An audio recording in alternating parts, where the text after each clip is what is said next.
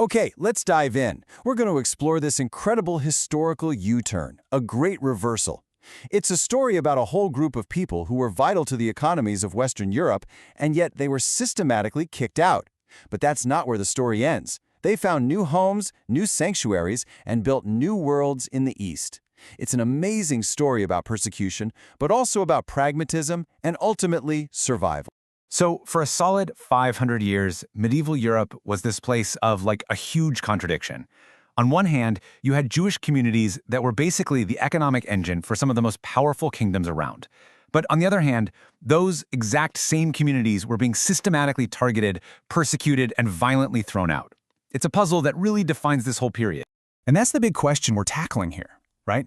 Why on earth would rulers in places like England, France, and Spain kick out the very communities that were fueling their treasuries with tax revenue and providing financial services nobody else could?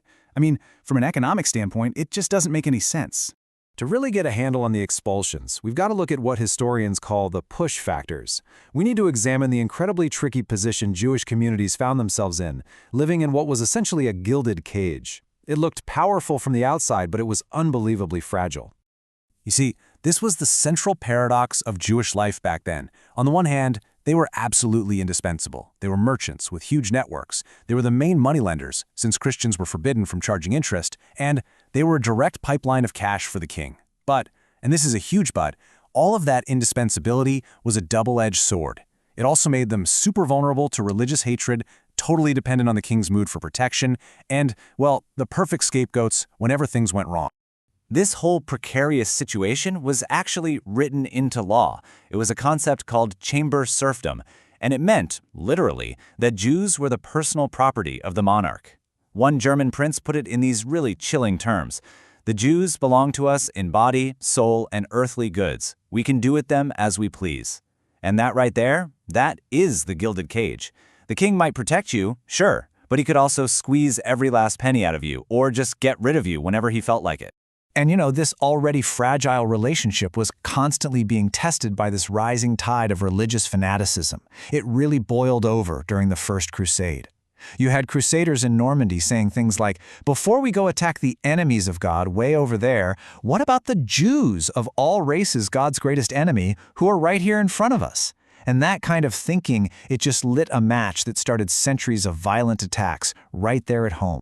And it didn't take long for this hostility to go from, mob violence to actual official policy. By 1171, you get the first blood libel accusation in France, this absolutely horrific lie that Jews were murdering Christian children for rituals. Then in 1215, the church itself steps in and says all Jews have to wear special clothing to mark them as different. You can just see how it's all escalating, building up to the first mass expulsion from England in 1290, and then of course the infamous one from Spain in 1492. So you can see this perfect storm was brewing. When the Black Death hit Europe, who got blamed?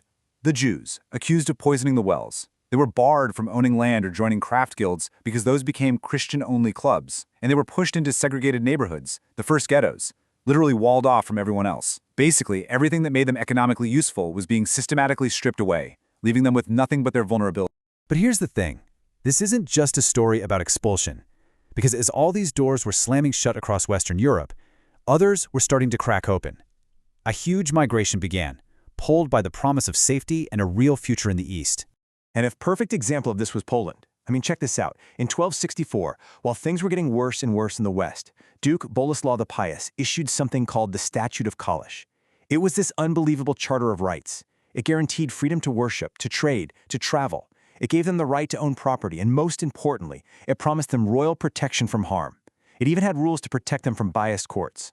For that time, this was just a radical, unbelievable welcome. This welcome was so deep, so meaningful, that it led to this really beautiful linguistic coincidence.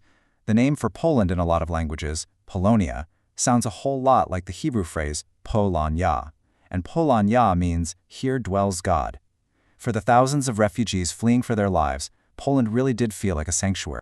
And it wasn't just Poland. The Ottoman Empire also became this major safe haven, especially after Spain kicked out its entire Jewish population in 1492.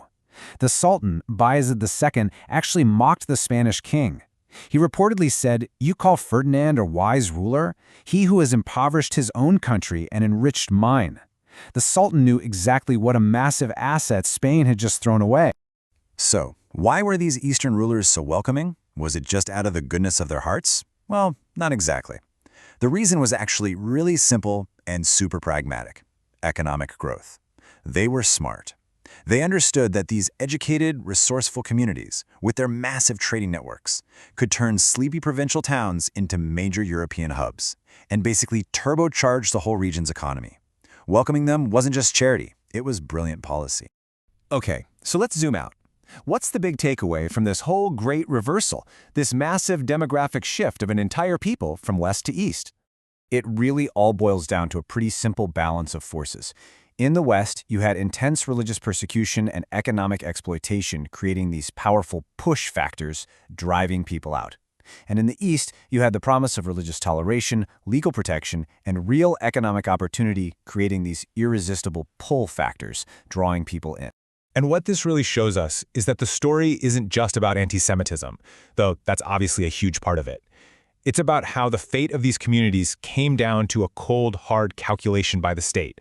Were they more valuable as an economic asset to be protected and grown, or as a political scapegoat to be robbed and then thrown away?